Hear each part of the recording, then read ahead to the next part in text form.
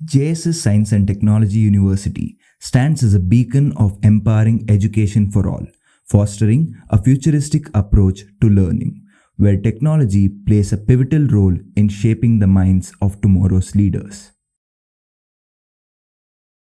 Sarala Samvaada JSS Jothe, a new series from JSS Science and Technology University, Mysore, is an attempt to make science accessible to everyone, from a layman to an expert. The first episode will focus on nature conservation.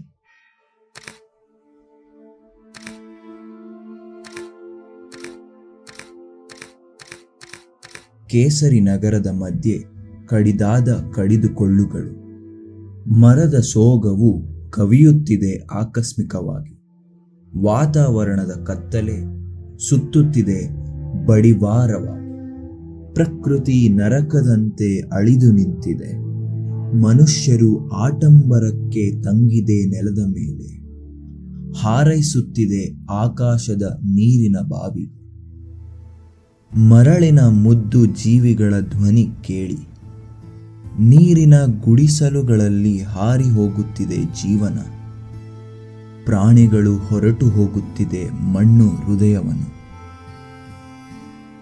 ಮರಗಳು ಕುಸಿದು ಬಿದ್ದು ನೆಲಕ್ಕೆ ಬೀಳುತ್ತಿದೆ, ಮರಗಳು ಕುಸಿದು ಬಿದ್ದು ನೆಲಕ್ಕೆ ಬೀಳುತ್ತಿವೆ, ಹಾರಿದ ನೀರು ಸರೋವರಕ್ಕೆ ತಲುಪುತ್ತಿದೆ ಬರಗಾಲವಾಗಿ, ಕಾಣುತ್ತಿಲ್ಲ ಹಕ್ಕಿಗಳ ಆಲಯ ಹೂತು ಹೋಗುತ್ತಿರುವುದು, ಕಾಣುತ್ತಿಲ್ಲ ತರುಲತೆಗಳ ಸಂತಾನ ಹೇರುವುದು, ಕಲ್ಲಿನ ಮೇಲೆ ಕಟ್ಟಿದೆ ಮನುಷ್ಯರ ನಗರವು,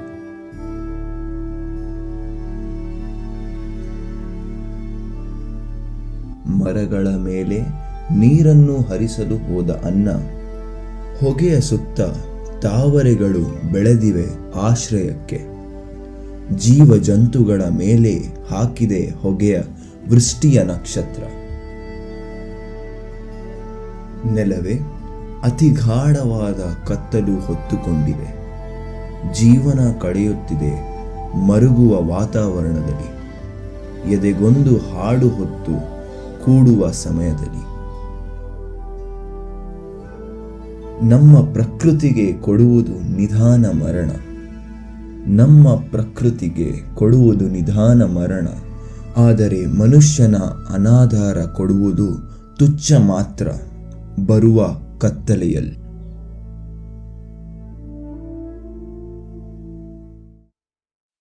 In a world grappling with the consequences of human actions, a crucial day emerges, World Nature Conservation Day. Every year, on the 28th of July, people across the globe unite to spread awareness about safeguarding our precious natural resources and to understand the paramount importance of nature conservation. This significant day is believed to have originated from a deep-seated need to awaken the world to the urgency of preserving our environment. As the years have passed, World Nature Conservation Day has grown to become an indispensable event in the environment calendar, capturing the attention of millions worldwide. Yet, there lies a dire truth. Our activities over the last century have ruthlessly exploited Mother Earth. The once verdant forests are hewed to accommodate our ever-expanding population and rapid industrialization, leading to a perilous imbalance in nature. Global warming, natural disasters, escalating temperatures, and the outbreak of diseases all bear witness to this alarming reality, threatening not just human existence but also the very fabric of wildlife's well-being. But amidst the shadows of destruction, there is hope. World Nature Conservation Day stands as a beacon of light illuminating the path towards redemption. It is a day to celebrate nature's unparalleled beauty and recognize its indispensable role in sustaining our lives. World Nature Conservation Day, a relatively new holiday established in 2018, holds a united message: we must cherish and protect our natural resources. The United Nations General Assembly declared this day to be an occasion to raise global awareness about the importance of conservation and sustainable use of our planet's gift. ಕ್ಲಿಷ್ಟ ಪರಿಕಲ್ಪನೆಗಳಿಗೆ ಸರಳ ವಿವರಣೆ. JSS ವಿಜ್ಞಾನ ಹಾಗೂ ತಂತ್ರಜ್ಞಾನ ವಿಶ್ವವಿದ್ಯಾನಿಲಯದ ಸರಳ ಸಂವಾದ JSS ಜೊತೆ ಕಾರ್ಯಕ್ರಮಕ್ಕೆ ಸುಸ್ವಾಗತ. Welcome to JSS Science and Technology University's Sarala Samvaada JSS Jothe program, a program to present understandable explanations for little-known concepts. In this short video series, we present the concepts on the critical topic of nature conservation. Our hosts today are Amrit and Gurudarshan from the Department of Biotechnology, JSS Science and Technology University. We are on discussion with a dedicated conservationist, Ms. Abhisheka Krishnagopal. We will also throw light on International Nature Conservation Day in this episode. In a world where nature's beauty and delicate ecosystems stand at risk, there emerges a remarkable figure, a nature conservationist with an artistic soul and a scientific mind.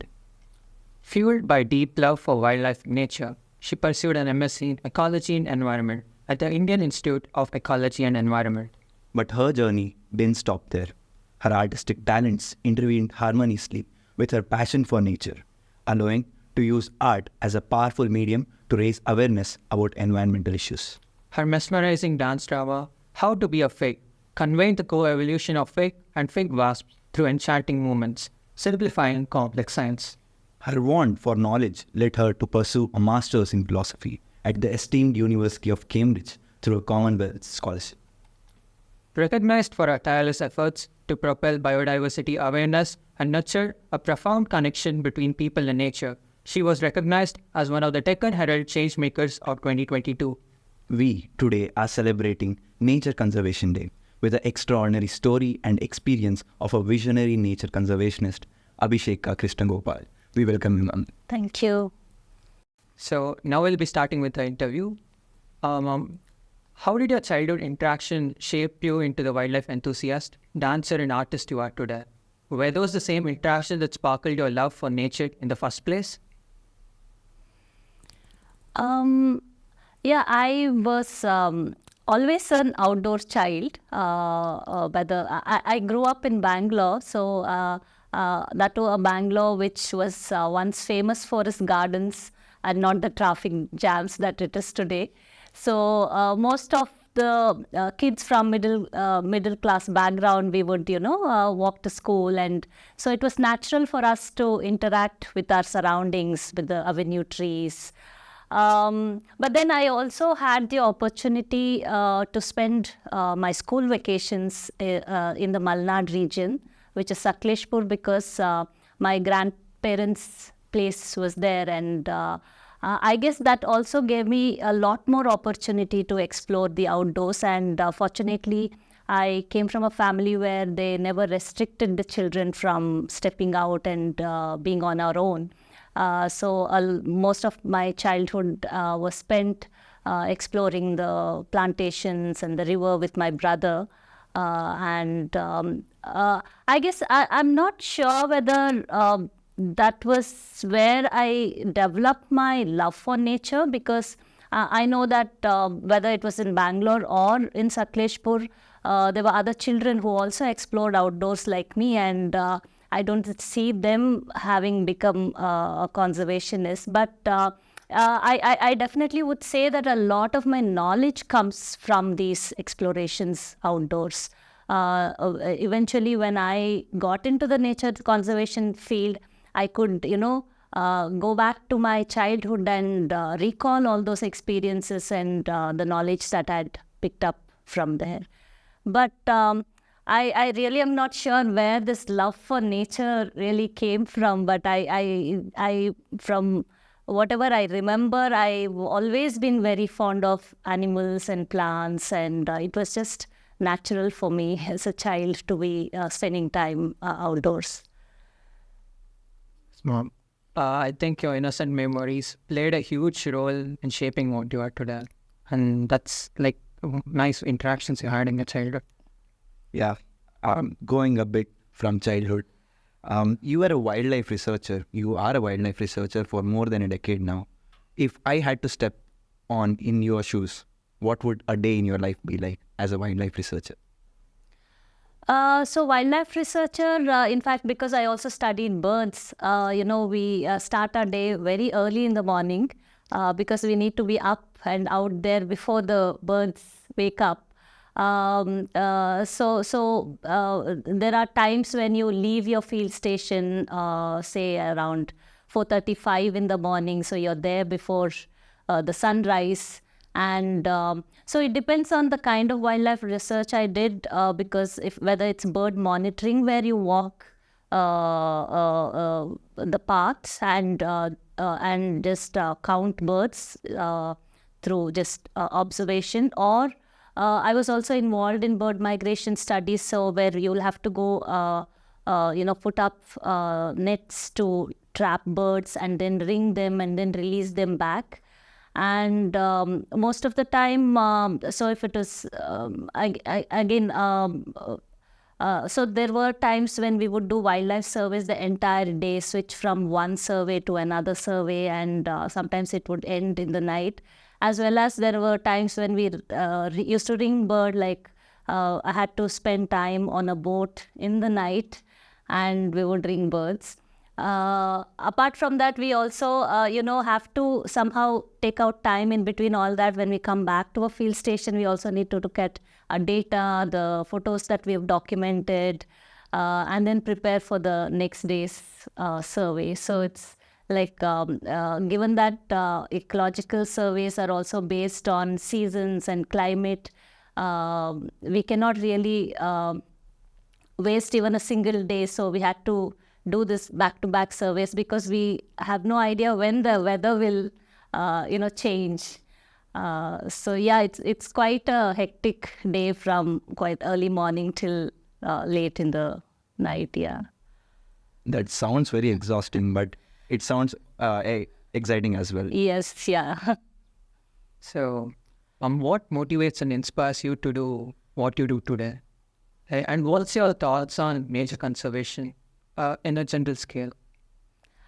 I guess it's this deep connection that I have for the plants and the animals is what makes me continue with what I do, as well as having worked in the field of wildlife research. I've also had this wonderful opportunity of spending time in some really amazing places in the country. And when you're in those places, you don't want these places to disappear. And the kind of wildlife you see out there, you just want to see all this intact, and that's also what maybe motivates me to continue doing this. Overall, I must say that my inspiration and motivation comes from the natural world itself. Talking about nature conservation, I would say that nature conservation is not something, it's not a profession. It's every other person should be a conservationist because it's ultimately about our own survival. If we don't have all the kind of diversity, the biodiversity around us, we humans too cannot survive, so we are all part of it. So it shouldn't be put in a box where only certain professionals have to get involved in conservation. We all should start caring about the natural world. Moving to the next question. India is a developing country. India is a developing country which cares for its nature. We believe in Prakriti Rakshati Rakshitaha, which means nature protects those protected. What is your vision of India by the year 2050, if I may ask? For me, you did mention that I studied in the UK, I studied at Cambridge, and and I've done a few other short courses in other countries as well, which every time I'm in these countries and also interacting with people from many other countries around the world, Um, I've always feel lucky that I'm from a country like India because of the kind of diversity we have in whether it's the kind of ecosystems we have, whether it's the number of languages, the kind of cuisines, the kind of textiles, culture, many other things. I don't think any other country in the world has this kind of diversity. And what is also sad is when I come here and meet people, it's how we don't seem to be valuing what we have. We seem to be happy to just let this diversity disappear. I would really love to see a country which retains its diversity. Whatever it could be, like I said, from our languages to our textiles to our folk art forms to biodiversity. I really would like to see an India that appreciates and values what we really have and retains it, and not allow it to disappear. We know the saying that you value something when you lose it, but I hope India does not lose what it has.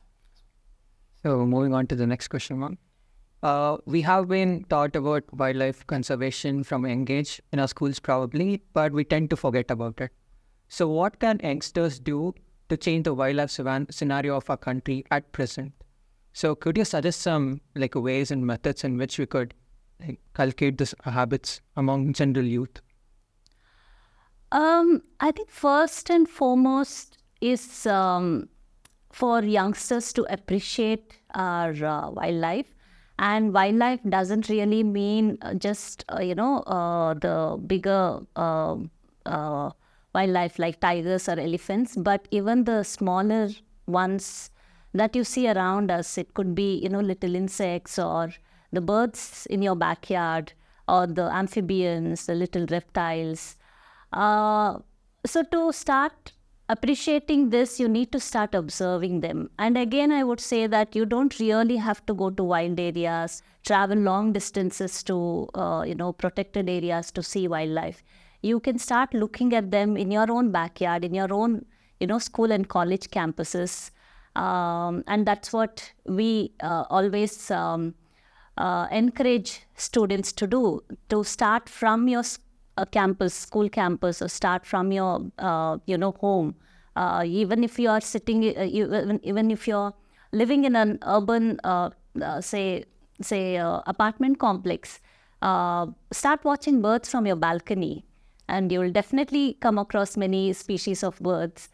So once you start appreciating, I think when we start appreciating something is when we'll start valuing those things and want to, protect them. And so for the youth, again, once you start, looking at what is around you, you will also start, if you can also give it a time to understand how nature survives, like what are the different strategies that wild animals or plants use to survive. And then once you start, trying to learn that, you'll realize how fascinating the natural world is. Right now we kind of tend to ignore, because we are so much into our virtual world that we really tend to ignore what is happening in our real surroundings. And you should really look at how fascinating things are around us. And that will naturally, I think, like whatever profession you want to take up in future, I would say that once you start appreciating what's around you, you'll start applying that in your future planning, in your professional life or personal life. I think it should start from there. Start from appreciating your backyard.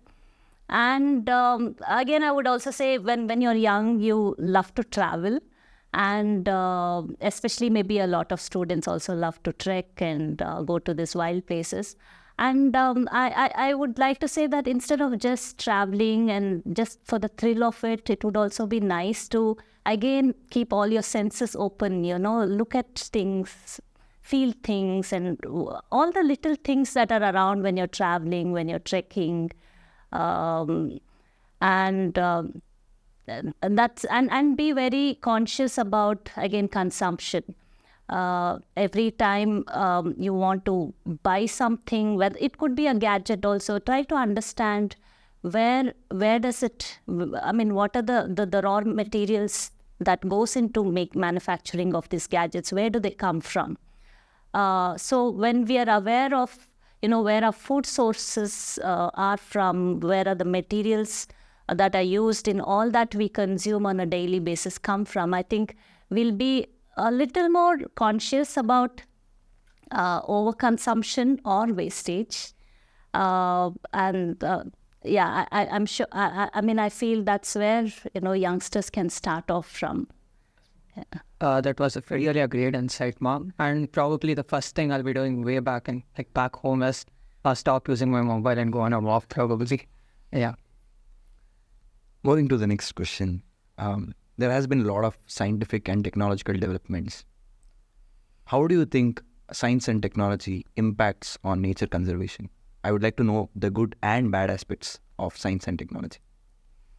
Yeah, science and technology definitely has many pros and cons. Now, it's quite a huge topic, so we may not be able to talk a lot about it in this interview. But just to give an example, say satellite imagery. Like there was a time, if there are some illegal encroachments or illegal activities happening inside a protected area, we wouldn't know because we wouldn't have access to these areas. But thanks to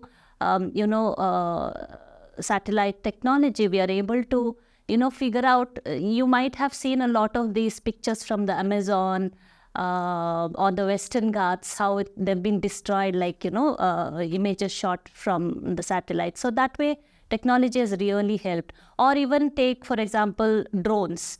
Now, drones are helping us a lot in, photo and video documentation of areas that we otherwise wouldn't have been able to reach. Not everybody can, get a helicopter to go get an aerial view of a place.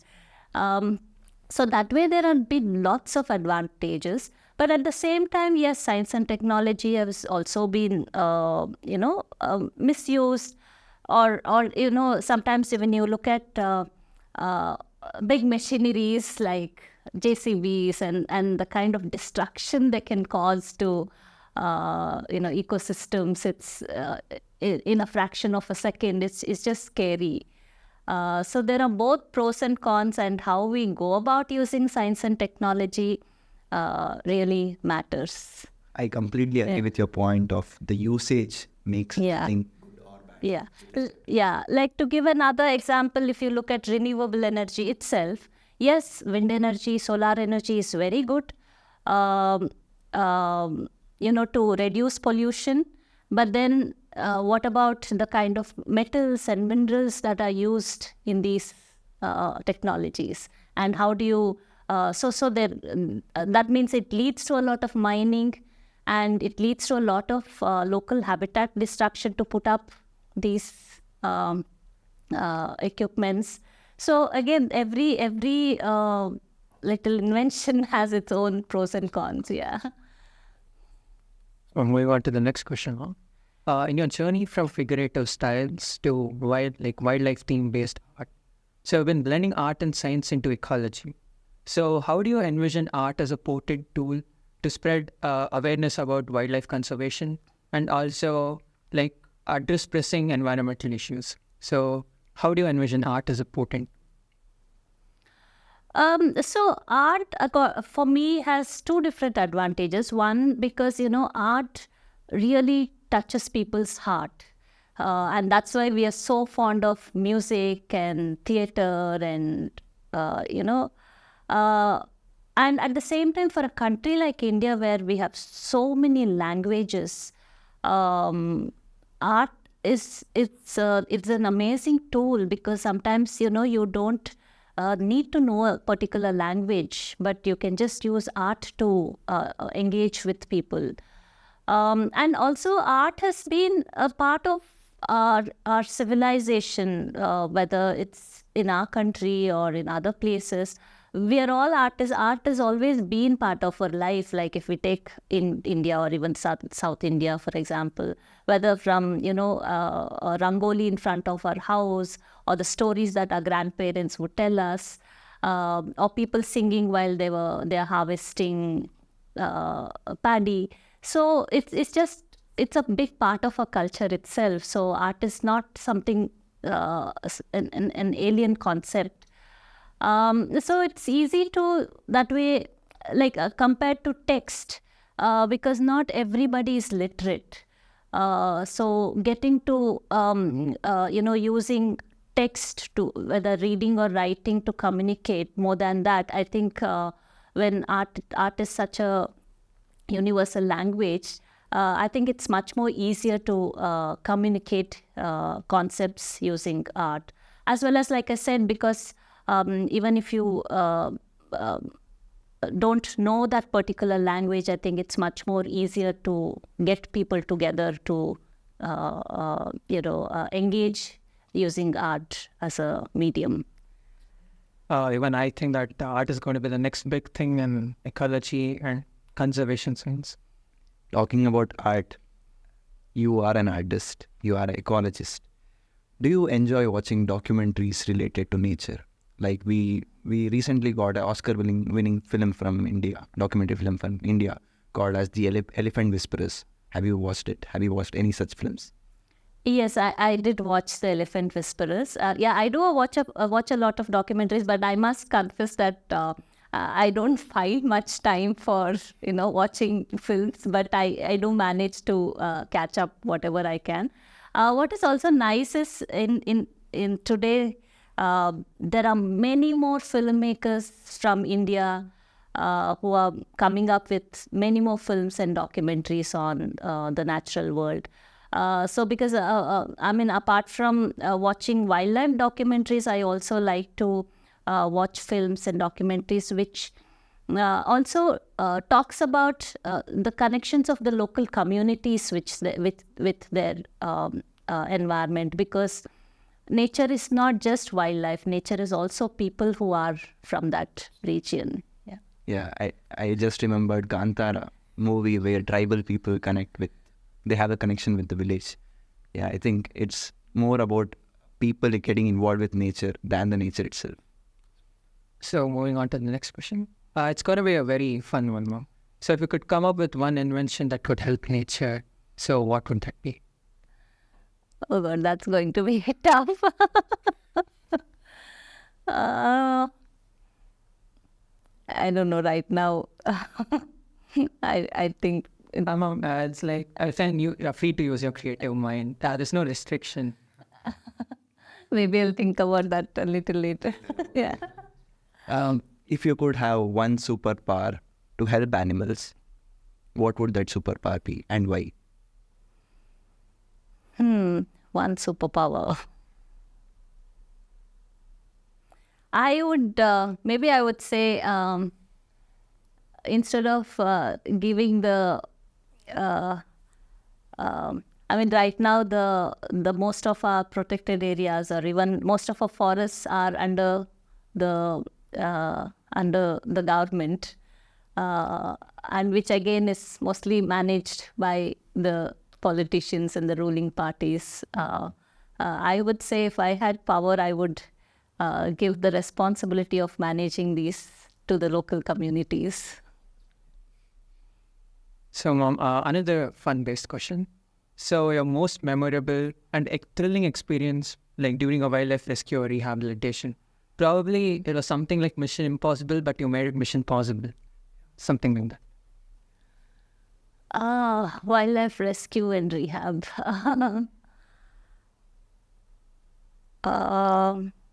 So with wildlife rescue, I would I didn't spend much time going on rescue. Very few times I would go on like snake rescues. But most often I mostly worked in the rehabilitation with wild animals. It's very difficult to pick up one incident because there have been so many memorable and interesting incidents. If you could share one with us, it would be exciting and probably inspiring to the youth.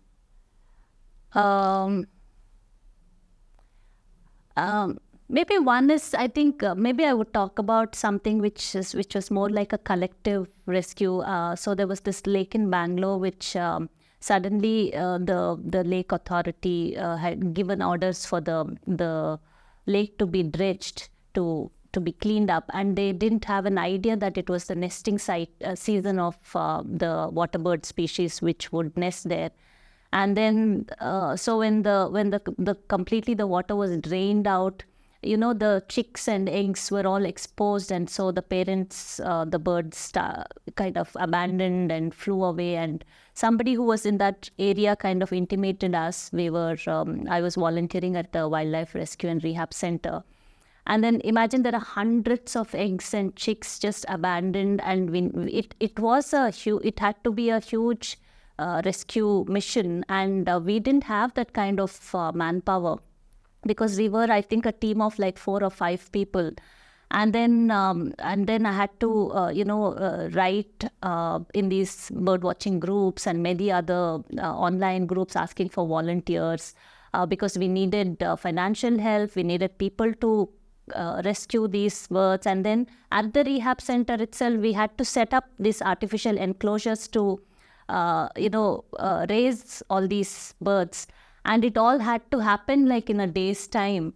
And I remember so many people coming forward to help, and we worked like through late into the night to build up these enclosures, and then managed to rescue all these chicks. And over the weeks, managed to, again, because they are aquatic, they were mainly coots who also feed on aquatic vegetation. So every other day we had to go and collect, natural vegetation for them to feed on, and manage other diet. And all these volunteers regularly for many, many weeks, they helped us until, they grew, and we could eventually release these birds back into the wild. I think the way sometimes, in need of, when you really need support, the way sometimes public comes forward to help out, that is something I think for me very memorable time of during when I did wildlife rehabilitation. That sounds really thrilling. And I think each one of us can be heroes, probably helping out with nature conservation. That's nice. Yeah. So one more question. So if you had a message in 3 words for our viewers, like on Nature Conservation Day, what would that? Just in 3 words. 3 words is going to be tough. I think maybe I'll just quote from what already exists, like, live and let live. So if we can make space for every other living being on earth, that would be the best thing that we can do to nature. It's not just us. It's not just we people, but just respect all the other life forms around us.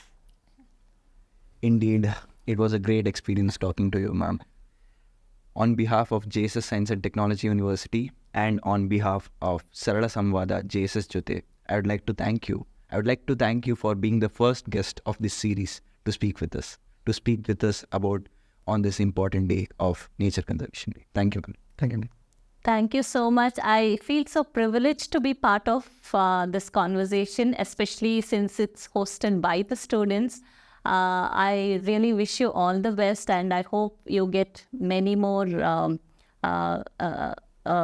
people to come and share their experiences with you all. Thank you.